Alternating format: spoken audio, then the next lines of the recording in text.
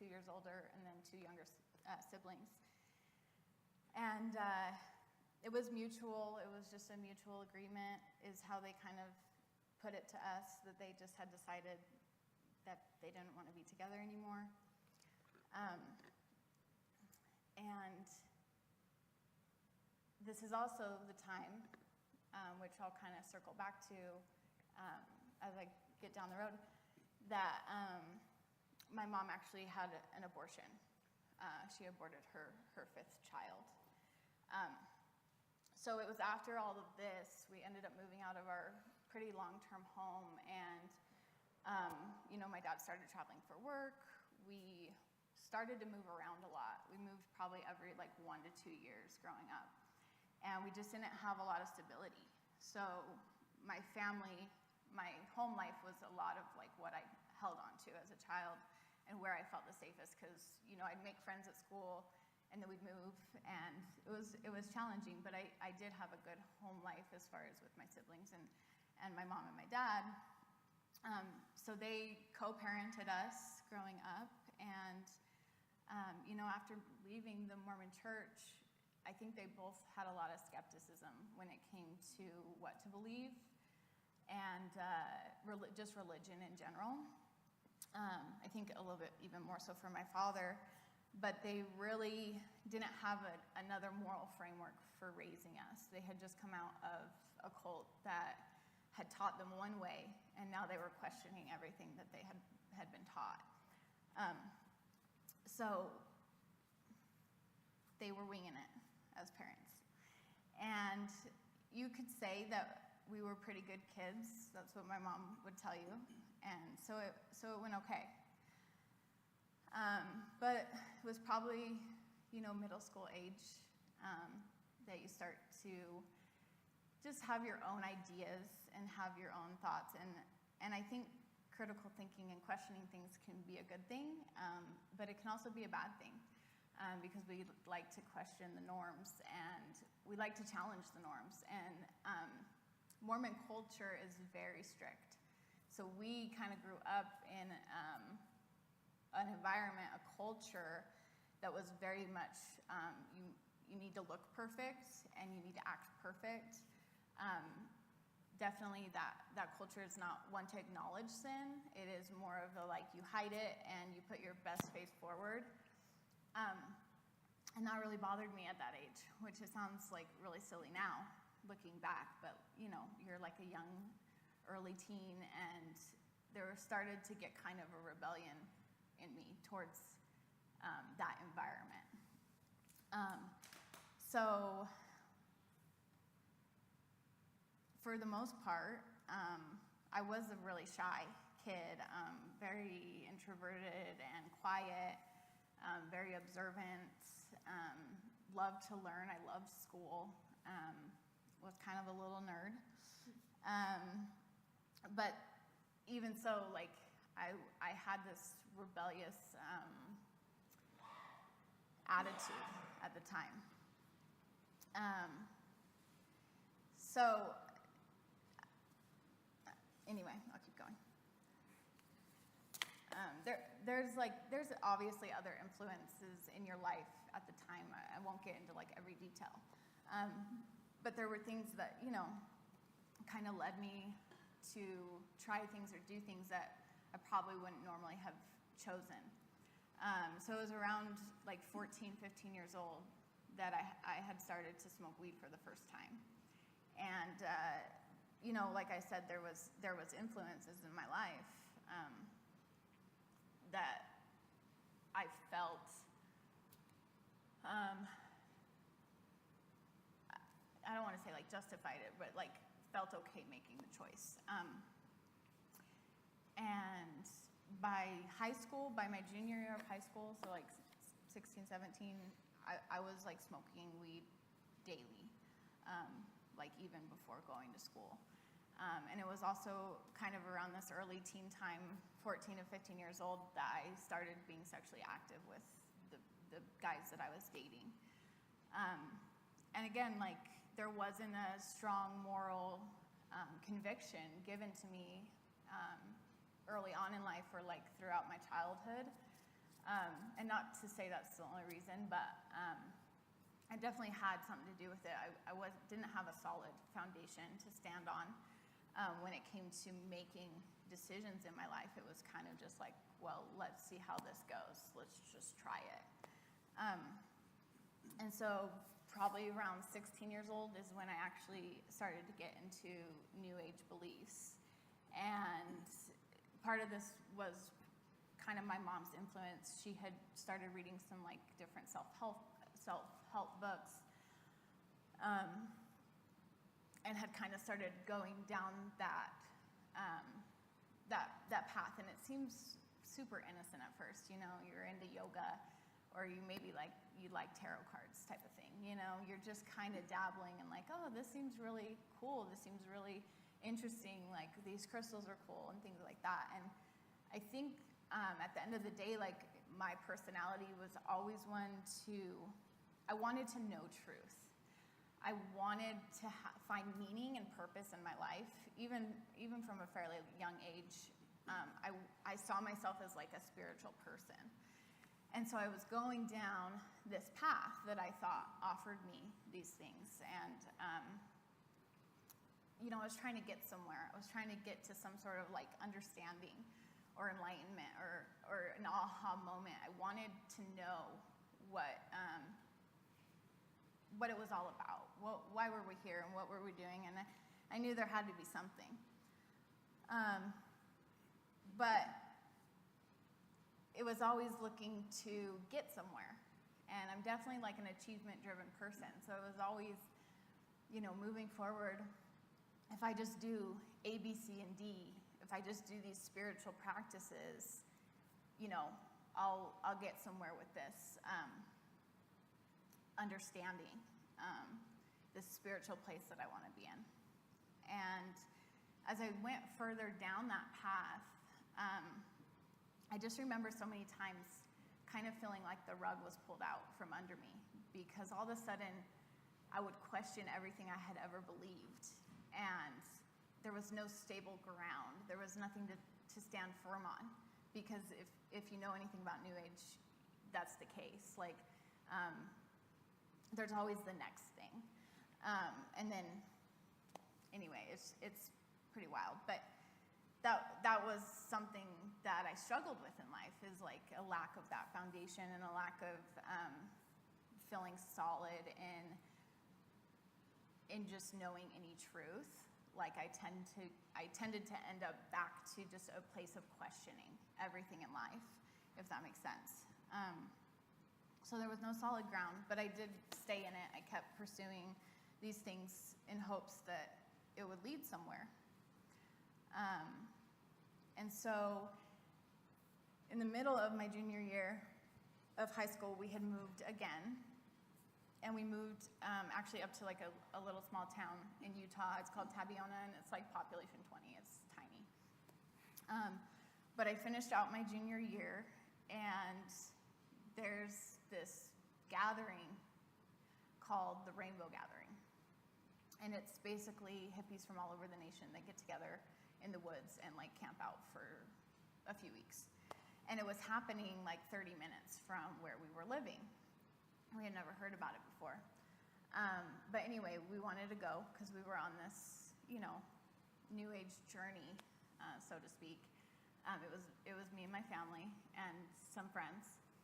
And at that point, you know, that summer I tried psychedelics for the first time.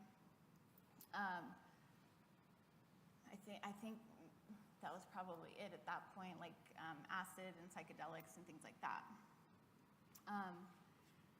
And then we got done at the Rainbow Gathering and actually went up to Oregon, me and my brother and his best friend, for a month. And then I came back to Utah, to Salt Lake. My dad lived, now at this time, he lived in Orem in like a little single wide trailer with my little brother. And basically, I got to my dad's house, you know, I was like, hey, where's mom? Where's Marissa? You know, where's the family? And they're like, well, she's in Salt Lake. And I was like, okay, I guess I'm gonna go find her. and they're like, she's probably at Liberty Park.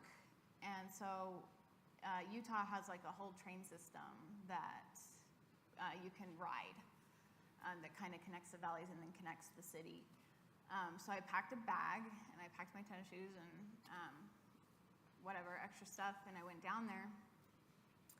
And I was walking, I kind of tell this story because I just think it's kind of ironic, but I was walking to Liberty Park with my pack, and I sat on the grass to kind of take a break, and this guy walks by, and he's like, hey, are you homeless? And I was like, no, I'm not homeless.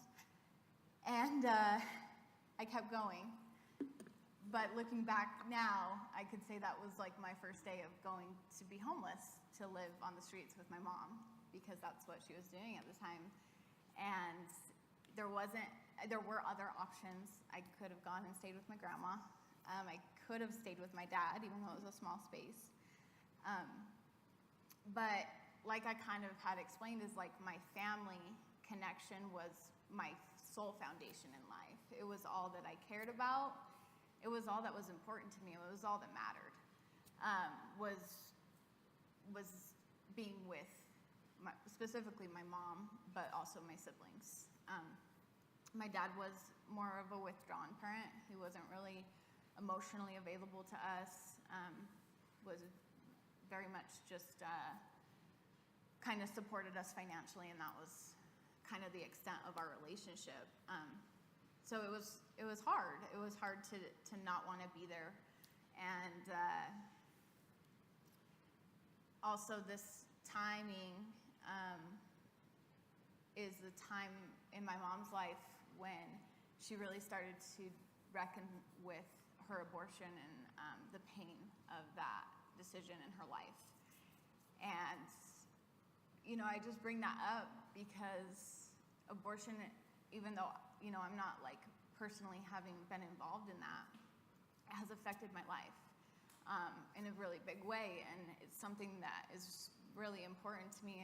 And I've been asking God to show me how He wants me to be involved.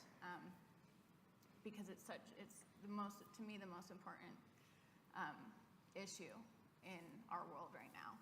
And, my mom kind of told me at that time that she struggled raising the rest of her kids. She had a lot of guilt being a mother because she was holding on, kind of suppressing the pain and sorrow and guilt of murdering her child. And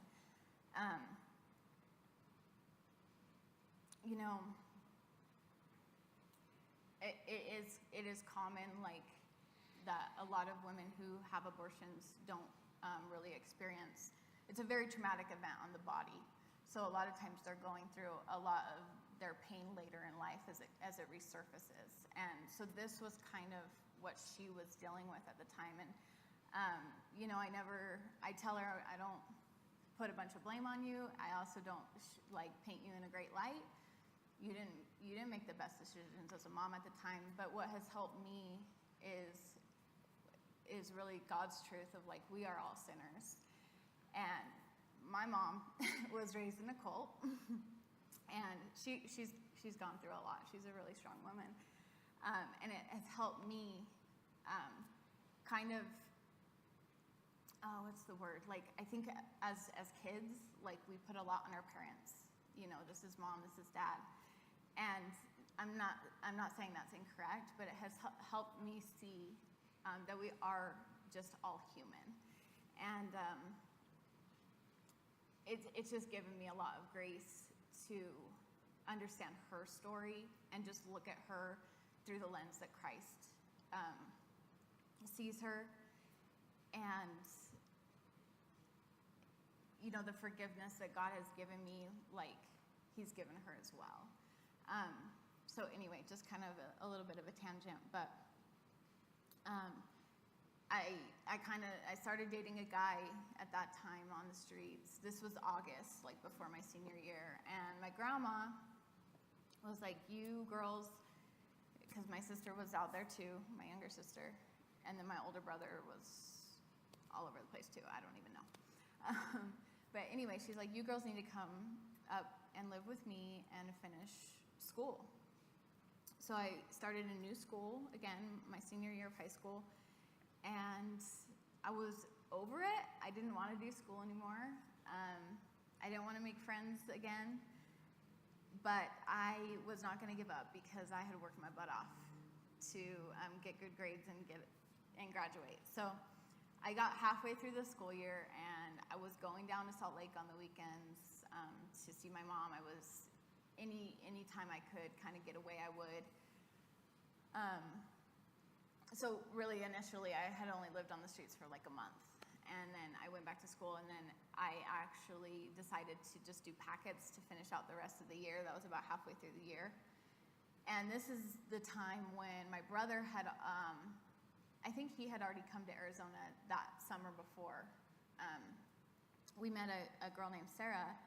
She told us about her farm in Arizona with her friend Holly. And Landon, my brother, was like, I'm going to go. I'm going to check it out and see what this is all about. And so he invited me, and we ended up coming down. I think my mom came too at the time, but she actually ended up going to Mexico. So I spent like the rest of the school year at the farm, just doing my packets and really just living there. Nothing too crazy.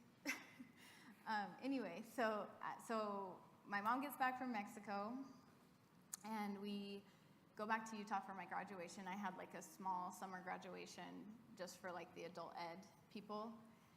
And I got back into the lifestyle of living on the streets, and started, smoking meth, and was just kind of, I had some places I would stay. I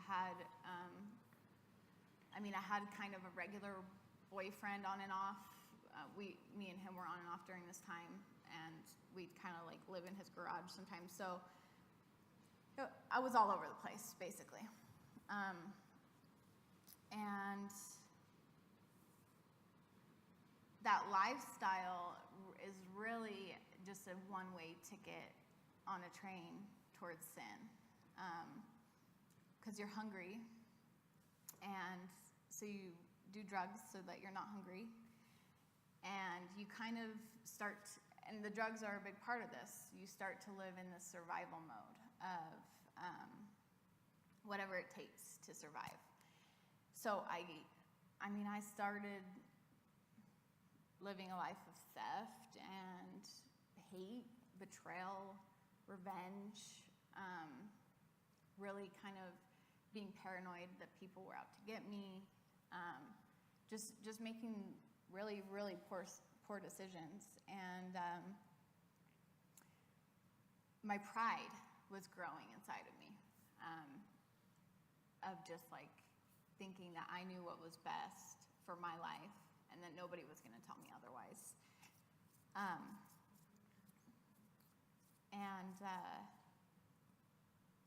What was I going to say?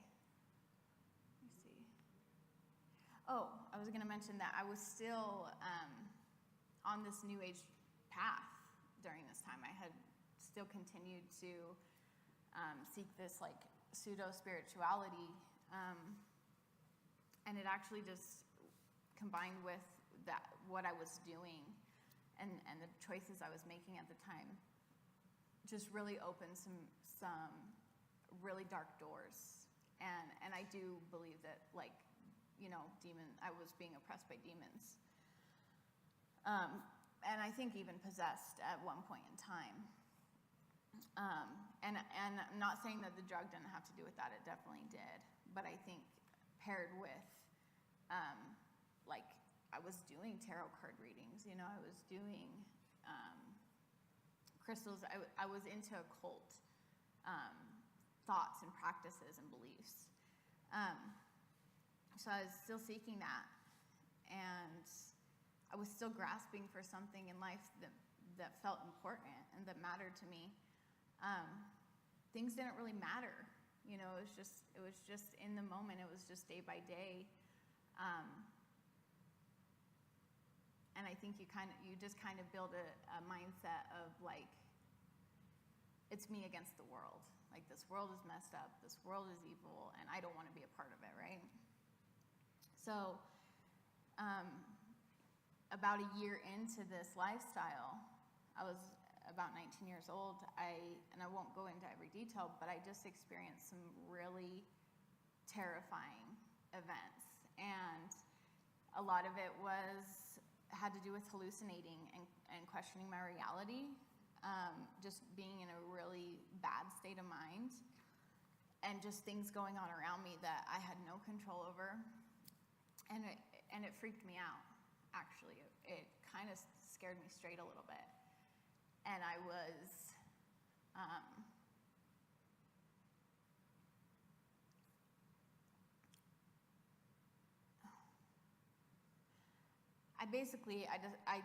closed the door. I had kind of closed the door to some of the relationships I had in my life at the time, and I wanted nothing to do with the New Age after that. Not to say I never looked up astrology again, or never thought it was fine to still participate in certain little things, but I was kind of off of this spiritual journey because I had to look at myself and realize that I was messed up. I was living and had made some decisions and choices that were very messed up, that had gotten me to this point. And I'm talking backstabbing people. It's not like an innocent, oh, these things just happened to me. It was decisions that I had made. So at the time, I was really torn up. I actually just there was a few months there after those things happened that I was pretty suicidal. I would walk around, I don't know, I had something I would say when I started panicking, when I would, sit with these things. But I held on to the drug because it was an escape, and it numbed any sort of anxiety, or just something I felt like I could not deal with the reality of having made these choices. That was an escape, and that's what it became at that point. And it wasn't some spiritual experience. It wasn't something I was seeking that I thought would enhance something, whatever, It's back then I could have told you all about it, but now it's it's another world, it's another life. But looking back at that time on my life, I see God's hand of protection on me. I fully believe that I could have died, for sure. And not that I would had a bunch of near-death experiences, but just that He did sustain me and protect me in order to kind of get me out of there. So I ended up dating a new guy. He kind of helped me get out of this rut I was in, whatever. And he's like, well, my mom lives in Vegas. Why don't we go to Vegas? It was winter in Utah, so I was like, okay, that sounds pretty good. So we moved to Las Vegas, and we had some friends there that had a place that we were supposed to be able to stay at, and that didn't work. So we ended up just living on the streets again. And I don't remember the timeline fully. I know it didn't work out with him. We broke it off probably a month or two in. And I was probably homeless in Vegas for half a year to a year. And then I ended up meeting my ex, who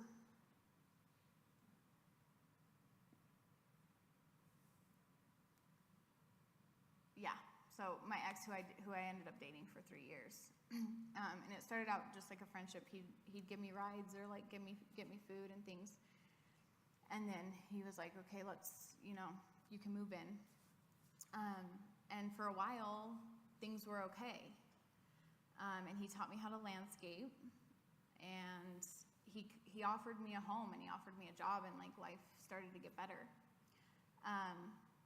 But we were still on drugs, and at this time it got more intense because I had access to it every day, all day. So my teeth kind of ended up rotting out, and I was bald on half half of my head, just from the effects of that. And then he, slowly as time went on, he started to get set off by things, and he started to abuse me physically and psychologically. And I had to kind of start walking on eggshells with him. But I loved the work. I loved being outside and working. And so that was part of like what kind of made it feel okay, I guess. He was very like narcissistically abusive as far as like love bombing and then hating the next minute. So anyway, sorry, I'm taking too much time. But the thing I wanted to highlight with this time in my life, when I was kind of dealing with an abusive relationship, was I did not value myself. I honestly kind of saw myself as deserving of it. I felt like I was a bad person. I felt like it's a messed up world and I'm messed up, and this is just what it is. Why do I deserve anything better than this? I really thought pretty low of myself at the time. And meanwhile, while I was in Vegas in this 3-year relationship, my mom had started her own sobriety journey. She had lived in Prescott and got sober here for a little while, and then had moved back to Utah to live with my grandma.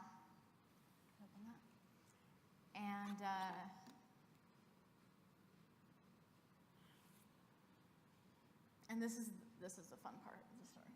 The fun part. The good stuff. So she had kind of already, she had started reading the Bible. She had started studying with Jehovah's Witnesses, and then she was like, no, I'm not doing that. I'm just going to read this on my own for what it is, for the Word of God. So at the end of 2019, right before COVID, kind of hit, I went back to Utah to visit for my birthday, and my friends and family there tried to keep me because they obviously wanted me to get clean. They wanted a better life for me, but I was still holding on to this like dream of running a landscaping company, and I had put all this work in, and I had gained all these, I was chasing wealth at that point. I was chasing success, and I still was holding on to that, as well as the relationship. But when I got back to Vegas after that, I told my ex, I was like, we need to get clean. I had come to that decision in my life. I knew that my life would not improve. I knew that nothing would change or get better as long as I was still addicted to meth. And we did for about a month.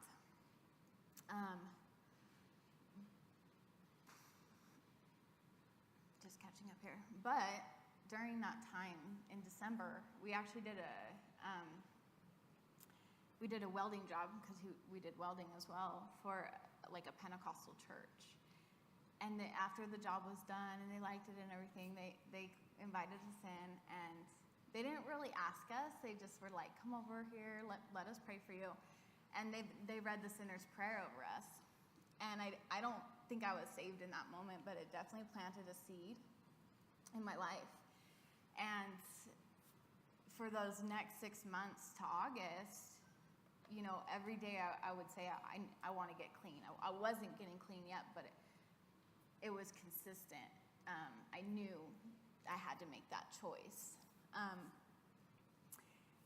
And meanwhile, I was kind of on the phone with my mom more, and she's talking to me more about Jesus, and I'm kind of confiding in her about like just realizing this like abusive cycle that I'm in with my ex.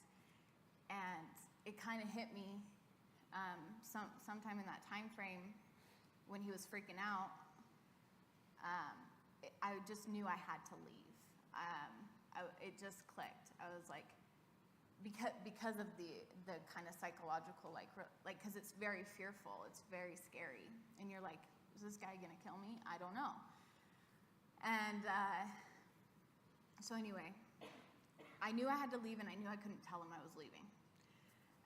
So August rolls around, and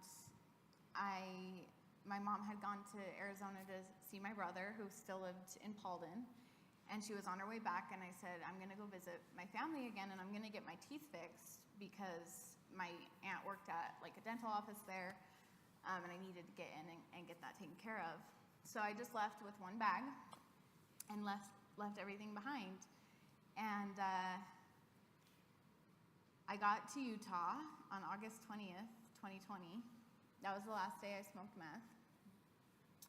And then that next Sunday, I went to church with my mom. And I always cry when I think about this, but the following week, I went to a Bible study with her. And, you know, everyone's like, oh, you're Maddie? You're Landy's daughter? Like, really? This is you? And everyone kind of started to look at me, and they're just like, we've been praying for you.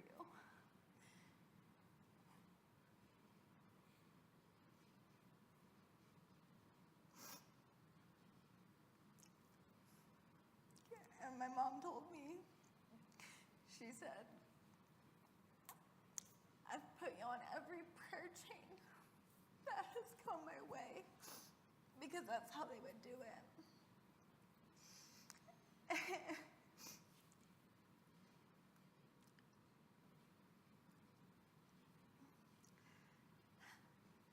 So, Romans 10:7-11 says, He does not deal with us according to our sins, nor repay us according to our iniquities. For as high as the heavens are above the earth, so great is his steadfast love towards those who fear him. As far as the east is from the west, so far does he remove our transgressions from us. As a father shows compassion to his children, so the Lord shows compassion to those who fear him. For he knows our frame, he remembers that we are dust. And I think I might have skipped a part, but that verse, the popular verse of he casts our transgressions as far as the east is from the west. When I clung to Jesus for the first time, I had to hold on to that truth so tightly, because it was astonishing.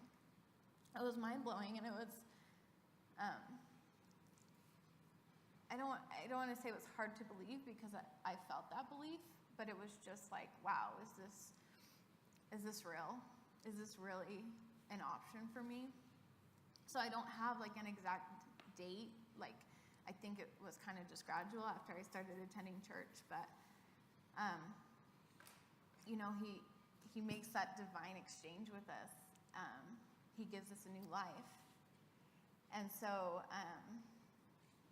the other verse I have for this little section is 2 Corinthians 5:17-21.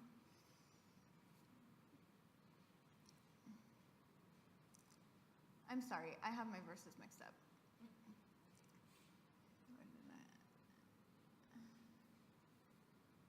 The one I read was Psalms 103, 10-15. That was out of order, that's okay. So, God truly changed me from the inside out. He transformed me, and he made me into a new creation. It's hard to describe, but the Bible describes it pretty well. 2 Corinthians 5:17-21. Therefore, if anyone is in Christ, he is a new creation. The old has passed away. Behold, the new has come. All this is from God, who through Christ reconciled us to himself and gave us the ministry of reconciliation. That is, in Christ God was reconciling the world to himself, not counting their trespasses against them, and entrusting to us the message of reconciliation. And I'm just going to skip to 21 because it's kind of a long section, but 21 says, for our sake he made him to be sin who knew no sin, so that in him we might become the righteousness of God. And so I've kind of been listening to these teachings talking about this divine exchange and Jesus taking our place, fulfilling the law of righteousness in order to, you know, give us his righteousness fully. And that is the way that now God saw me at the time, and I can't say that I was righteous in myself at the time, absolutely not, but that's how he saw me. And so, I kind of remember sitting on the floor with Jesus and just thanking him and just realizing there was just a magnitude of what the truth meant, and that there was a relief, of wow, this is real, this is true. And so I just wanted to share, where I had no foundation in my life, he gave me a foundation. Where I had no worth, I felt the smallest of the small, the lowest of the lows. He told me that I have worth to him and I have value to him because he died for me. And then I just knew in that moment, moving forward, I would always have him by my side, and he gave me that stability that I wanted. He'll never leave or forsake me. And then also he gave me purpose and meaning. He gave me a reason to live, truly, because I didn't want to live at that point. And he gave me a purpose to run after him and to pursue relationship with him. And the rest just fell away. The drugs fell away. Money fell away. It wasn't important anymore. The things that mattered to me before didn't matter anymore. And something I've kind of realized just with my family and things is, there's understanding who God is, and then there's surrendering your life to him.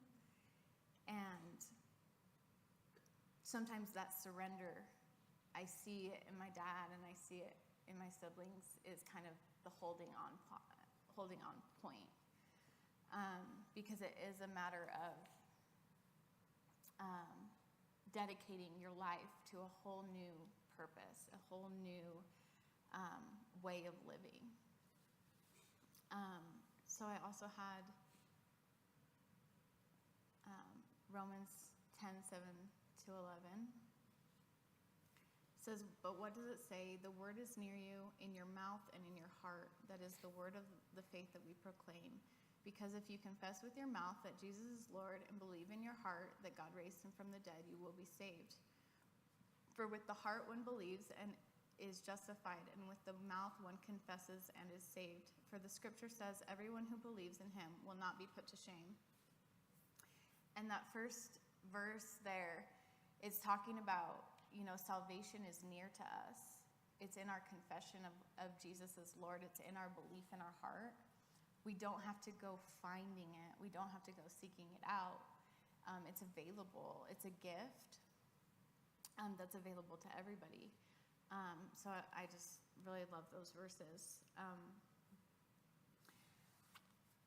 So in the beginning, I really had to cling to him, and I really had to hold to his promises because I was still a very broken person. And I just want to encourage you guys with this. God is our healer, and he is faithful in his healing.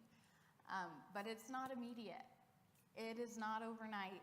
A lot of these things that I mentioned, the foundation and the value, those were pretty quick. Those I was able to hold on to keep going and to keep pursuing him. But God in his healing and in his emotional healing and mental healing, he's gentle with us. And he actually uses what we've gone through and what we've been through to work out his righteousness inside of us, to sanctify us. And it is wild to look back and think that he's using these things, because there's definitely times that still come up in my life that I have a really bad memory or a really painful or regretful feeling. And I know that's not from the Lord. I know he doesn't want me to stay in that shame, but he has used it. He has used it to help me realize how much I need him every single day, and how much, how faithful he is. to work these things out. And I don't think I included the verse, but the verse is like, he's faithful to finish the work that he started. So I'm grateful for that. I'm grateful that he's used it in order to strengthen my relationship with him. And it is a daily invitation to abide with him, and how amazing it's not a one and done thing. God wants continual fellowship with us, continual time with us every day. He's always there. And so I did Hebrews 4:15 to 16. Oh no, I don't think I copied this one. He has it. For we do not have a high priest who is unable to sympathize with our weaknesses, but one who in every respect has been tempted as we are, yet without sin. Let us then with confidence draw near to the throne room of grace, that we may receive mercy and find grace to help in time of need. And so just that invitation to approach the throne room of grace, lay these things at his feet once again. He's faithful to carry those burdens. Whatever you might be holding on to, if you're struggling with anything in your past, this is a really good verse for that. And I'm open to chatting more with you guys if anyone does want to chat one-on-one. So, Saved 2020, a year later, I was here. That's so wild to me. It's the first time I've looked back and realized, like, oh, Yam has been like the majority of my Christian walk. And then next month, I'll be 5 years with the Lord. So I had a little after bit, but I felt like I really went way too long. So I'm sorry, Corey. No, you can keep going. You can finish it. Well, I met my husband, and God has just really, and that's why when I tell people what, they're like, what? Like, no. And that's just the Lord. Like, the Lord has just surrounded my life in blessing, abundance. Not that there's not still trials, and not that, like, I'm not still on this journey of healing with God. But it's exciting. It's fun. It's joy-filled. It's peace-filled. It's all I could ever ask and more. Like, he just showers us with blessing. He showers us with life abundant. He's just such a good God. So, yeah, I guess.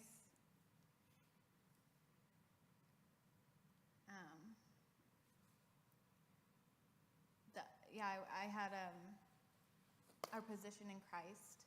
He gives victory over the law of sin and death, and that we can run with endurance the race that he has set before us. So going back to that truth of our position in him has really helped me. It can be hard when we're looking at ourselves as a Christian with a lens, and I think we can get really have a lot of scrutiny on ourselves. But coming back to understanding the way that God sees us, the position that he's put us in, there's power in that. There is so much grace available, and that's where we can come with boldness in his name. You know, that's when we can serve with a full heart in his name. Is first truth, you know, and I've had to realize how much sometimes I'm trying to do all these things in my own strength because I haven't just come back and spoken truth over my life. Because we're humans, we forget, we don't remember things, especially amazing things that God does, you know? So that's just something else that I wanted to share, just something kind of in my walk right now that he's been working on me with. So, anyway.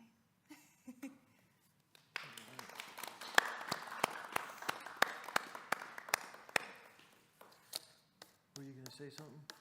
No, what I was going to ask a question about is what you just talked about, is like how should it do? Oh, okay. You fit in the picture. Oh, yeah. Yeah. I'll let him go into that a little bit more. I might finish it. That'd be good. All right. Well, my name is Joshua, for any of you who don't know me. I'm going to start it off at the beginning. I'm not as prepared as she was, so I wrote this thing up this afternoon. Yeah, I was born in Flagstaff as the runt of 5 children to a single mom. We all were, what did I put? Yeah, maternal half siblings. None of us shared the same father, so I never had seen a picture of my dad or knew his name or anything like that. But because of that, we kind of travel a lot from home to home, like my mom's boyfriends or family, just, or shelters. We were pretty poor. So yeah, just a rough go of it at the beginning. I think I got my memory started about the age 4, and that's really when things went kind of crazy. Let's see. Yeah, because we didn't have a dad to support us or anything, my mom would look for security and shelter with these boyfriends, and they weren't always good men. And when we didn't have their security, and we would typically end up at a shelter or a soup kitchen. I have a lot of fond memories in line for a soup kitchen as a child. But I think she looked for a foundation with these men just to get a roof over our heads as kids. But unfortunately, she didn't choose good men, and she would be, there would be abuse on her and on us, on me.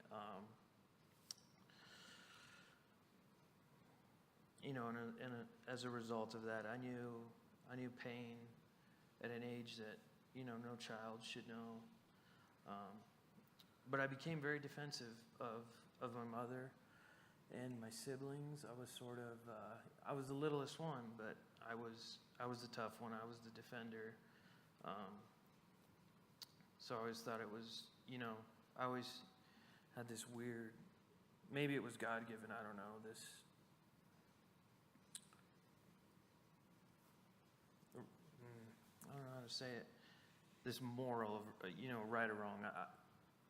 I knew it at an age that I probably shouldn't have known it, but maybe it was just what I was exposed to. I would often come to their defense and pay for it, whether it was physically or being, I don't want to get too far, but tied up or locked in a room for days, or just not eating. But let's see. And that caused me to become a pretty callous person, insensitive and emotionally pretty hardened.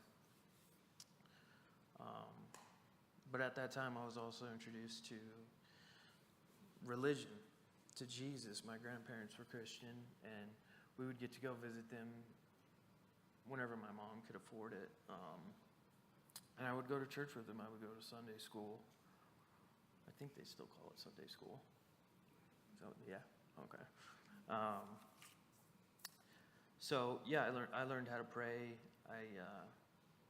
And I found something to hope in, or to But eventually, we got taken away from her. One day, it was a crazy day. A lot of screaming.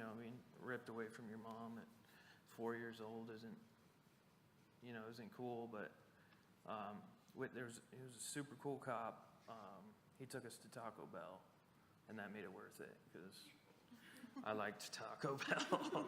So that was cool. I got to ride in the back of a cop car, and that was pretty sweet. But yeah, we got placed into Child Protective Services, and it was just me, my next oldest sister, and my next oldest brother, because my other 2 older siblings were old enough to decide what they wanted to do. And I think they went to live with my grandparents. But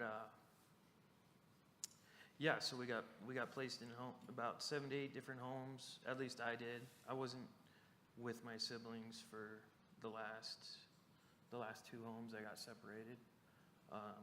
So I was alone, but I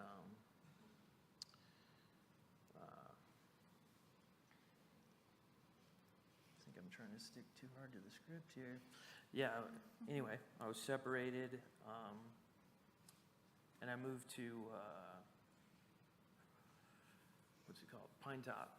It's kind of in the White Mountains, really east, almost New Mexico. And I lived with this older couple. They were very Catholic. So that was like very Catholic. So that was another, reminder of a God, of something to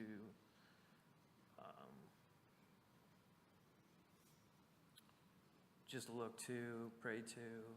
It was just another reminder of God in my life that at the time it didn't really mean anything because I couldn't, I wasn't paying attention to Mass anyway.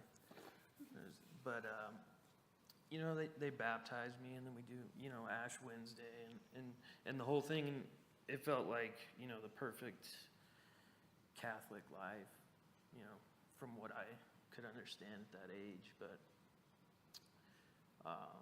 eventually I got moved from there. They got too old, or I got too old. I don't know what it was. But yeah, I got moved to a town called Ashwork. I'm sure a lot of you heard of it. It's about an hour northwest. But yeah, to a family up there that lived on a ranch, big ranch, with every animal you can imagine. And I liked it there. It was different because, well, first of all, they had a dad. Most of the dads in foster care, there's usually not dads. It's usually just a mom or a old grandpa. So that was my first, I guess, intro into having a father figure. And I liked it. I liked having that structure, that stability. At that time, I think I was on a visit with my mom. Yeah, I think it was that time. Anyway, she was just meeting us to tell me that she was going to give up her rights over me.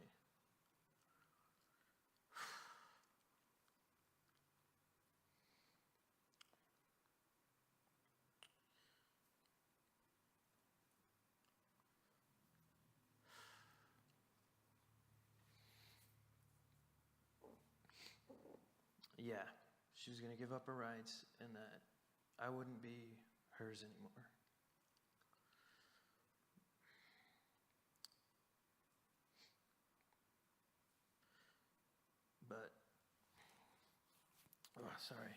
But at the time I didn't, that didn't really weigh on me like it is now. I just didn't understand what that meant until I had it explained to me, and then it set in. But honestly, at that point, I was so callous that it didn't really affect me. There was a bug.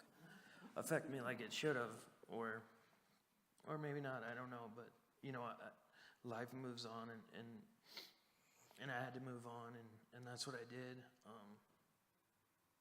And I was happy where I was. I think about a year went on, and then my caseworker, I had a meeting. You always got to go to like therapy and stuff. It's wild. But the lady told me that my parents that I was living with, they wanted me. They wanted to adopt me. So, and I was pretty jazzed about that, and so I got adopted right downtown at the courthouse.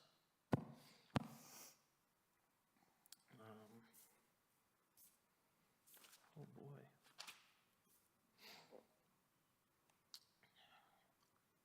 and my life changed after that. Because I call him my dad. I mean, he's my dad, but my dad he's a youth pastor. He's pretty much Pastor Jason, but a bodybuilder. And it didn't rub off on me. But, yeah, so I was just raised, in the church. We went twice a week. Youth group was awesome. Church was, at the time I was young, so it wasn't, you listen, but you're not taking away too much. And I remember, I can't remember the exact time, but I know as a, young child given my life and believing that Jesus is who they are saying he is, but as time went on, just growing up there, tons of responsibilities. We had limitless animals to take care of, and somehow it became my responsibility usually to water and feed and clean and ride and whatever, slaughter, cut them up, so I learned so much, and I love doing it. But yeah, I was a part of this new family. There were 6 boys, six girls. I'm the third oldest boy, and it's a wild household. But yeah, I'd say towards 15, 16 years old, our co-pastor at our church committed suicide, and it took a toll on my dad, and it just created a lot of drama in the church. And shortly after that, my dad's childhood friend that was living with us at the time, to kind of get back on his feet, he died in a car accident, and that wrecked my dad. He just kind of stepped away. It was the most uncomfortable thing I've ever seen, honestly.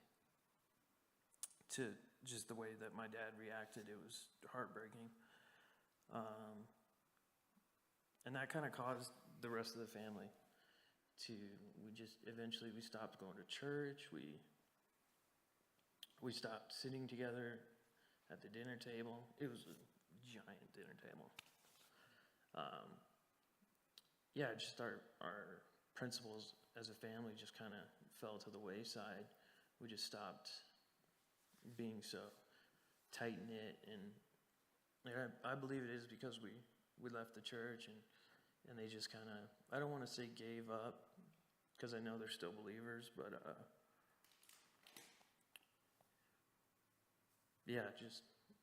for the lack of a better word, gave up.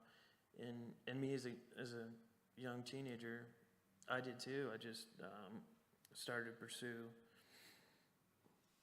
life,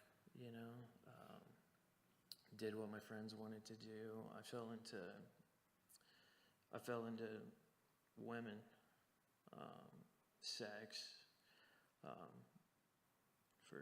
For 10 years, that was my vice, along with cocaine and alcohol, were it just weighed me down, and all the time that I was, it took me 10 years to come back to God, but all that time I knew, I was raised with godly morals. I was raised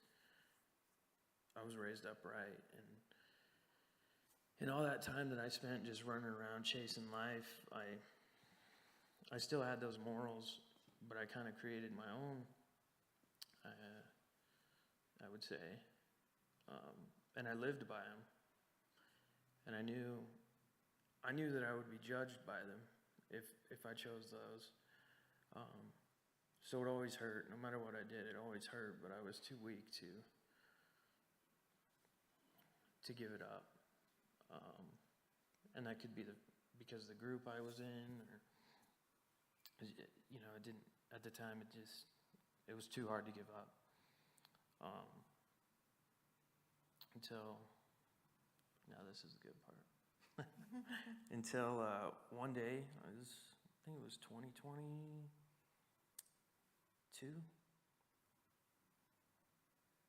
Somewhere after the new year, I just woke up one day and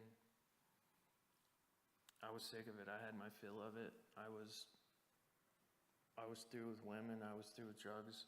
I was through with drinking, and I was just alone driving, and I just prayed to God, and I promised him that I was done. That I just didn't want to do it anymore. And I just, in my own way, recommitted my life. And again, that changed everything in that moment. I lost a lot of friends because of it. I lost the way of life that I was used to for 10 years, which, I mean, I was used to it, but I was tired of it. So, but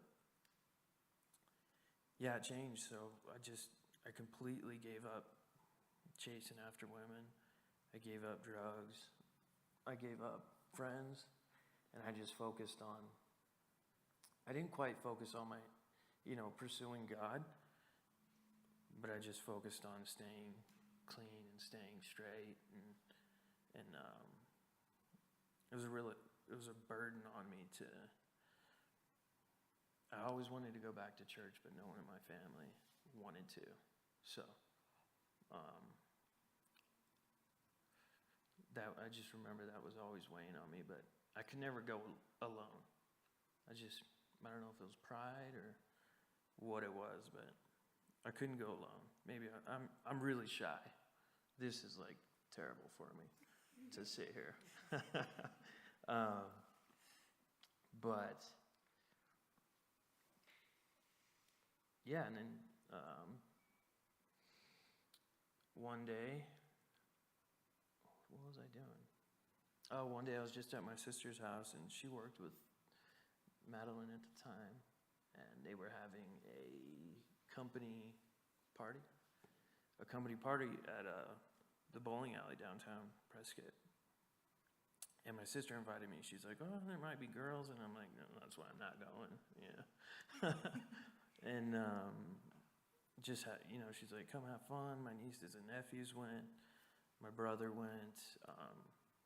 His girlfriend went. Everybody was going, but I didn't want to go. And I ended up going. Reluctantly, but I was so into trying to be more connected with my family that it caused me to go, because we're all, in my family, all our siblings were really tight, even though we all kind of were raised at different times by different principles, my older siblings, excuse me, I'm sorry, they were raised under the most strict rules. It was incredible, but we're all still very, very close. So I went, and I didn't know it was unknown to us both that it was a setup to get us to meet. But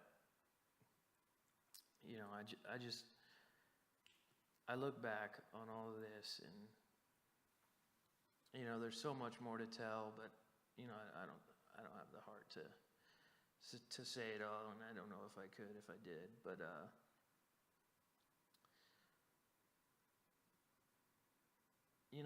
I would, as that little kid, I would sit just when I was learning how to pray, and I would just pray to be pulled out of when the yelling would get too loud or what have you, the screaming, I'd just cover my ears and pray. And I didn't know it at the time, but, sure there was physical abuse and other things, but when I look back on it, God was there the whole time. Just the influence of my grandparents, and then not each home that I would go to, I've lived all over the state because of it, but a lot of them people, they are religious in some way or another. So that was always there, even though I didn't recognize it. And I know he was protecting me, and I know he was, watching over me. And I don't have I don't have verses like the lady over here, but it's just it's a testament to God's power, what he can pull you through, and what and how he'll stand by you and never put you through what you can't handle. And when he gives you his power, there's nothing that you can't do.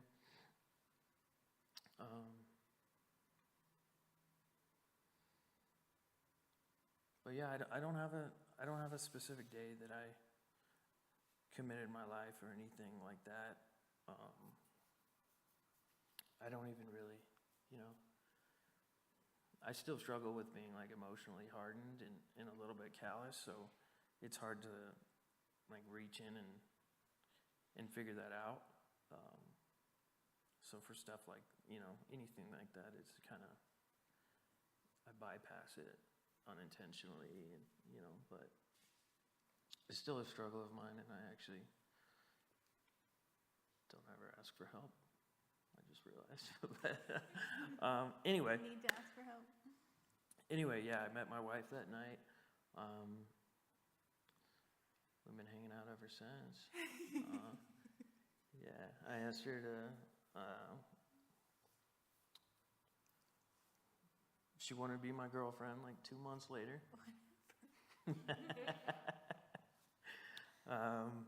Yeah, we dated for about a year. We were engaged for 32 days.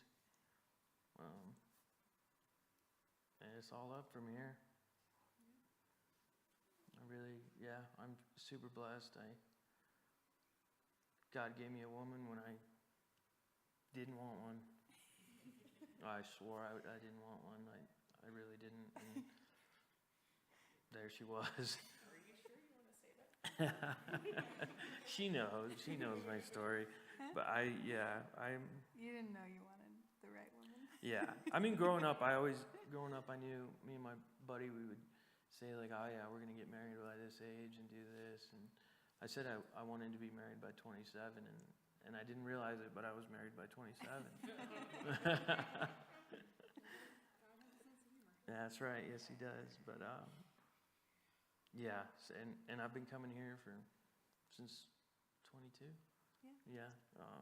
She actually invited me. I think it was the only night that we've ever eaten out back since then.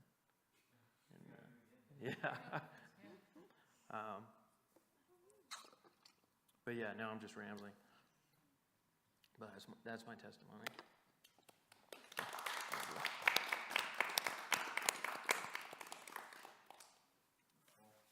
Thank you, guys.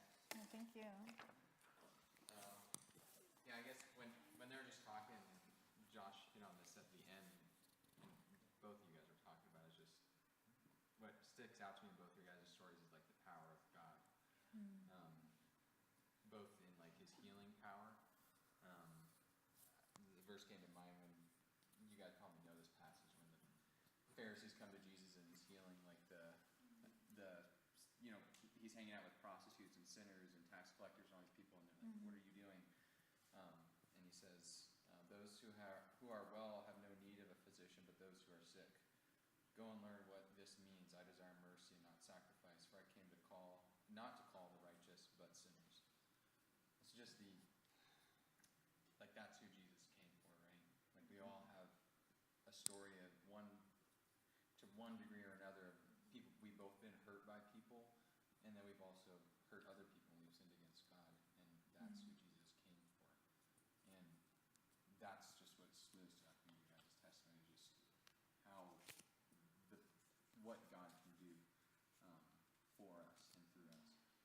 And then I also just thought about the passage, I don't have it on my phone, but where he talks about the idea of like strong man binding, maybe I can find it. He's like talking to the Pharisees again, and he just cast out a demon, right? And they're accusing him of doing it by the power of Beelzebub or whatever. And he, obviously doesn't like that idea, and we can see if I can find it. He says, But if it is by the Spirit of God that I cast out demons, then the kingdom of God has come upon you. Or how can someone enter a strong man's house and plunder his goods unless he first binds the strong man? Then indeed he may plunder his house. So just this idea of like, when you mentioned, in your story, Maddie, of possible demon oppression and things like that, the power of God to overcome that, right? And now we're filled with the Holy Spirit, right? Yeah. And showing God's power to fill us up, where there's nothing else that can take power over us anymore, possession, that we're His now. And I see that in both of you guys' stories too. So that was really cool. Thank you guys. Thank you. Thank you.